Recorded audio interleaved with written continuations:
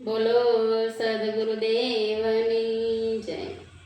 લૂટ સકે તો લૂટ લે, રામ નામ કી લૂટ।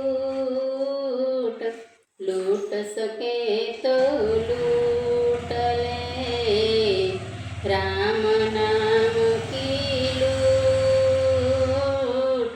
पाछे फिर पछताओगे जब प्राण जाई छूट कबीरा, प्राण जाई छूट।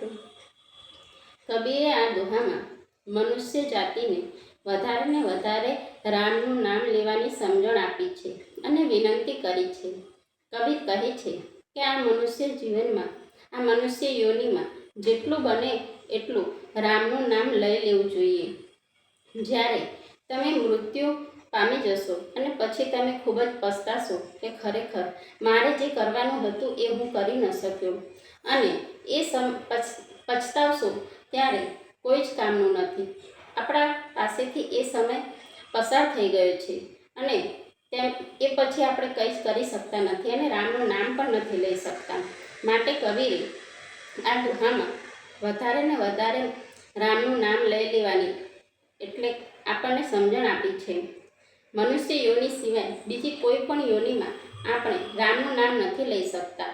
માટે કબીરે મનુષ્ય જીવનને ખૂબ જ મહત્ત્વ આપ્યું છે અને આ એક જ યોનિ એવી છે કે જેમાં તમે રામનું નામ લઈને મોક્ષ માર્ગને હાંસલ કરી શકો છો। માટે કબીર આપણને વારંવાર ચેતવે છે કે મનુષ્ય જીવન જો તને મળ્યું હોય તો વધારે ને વધારે ભગવાનનું નામ લઈને તારી આ યોનિને સુધારી લે। બોલો સદગુરુદેવ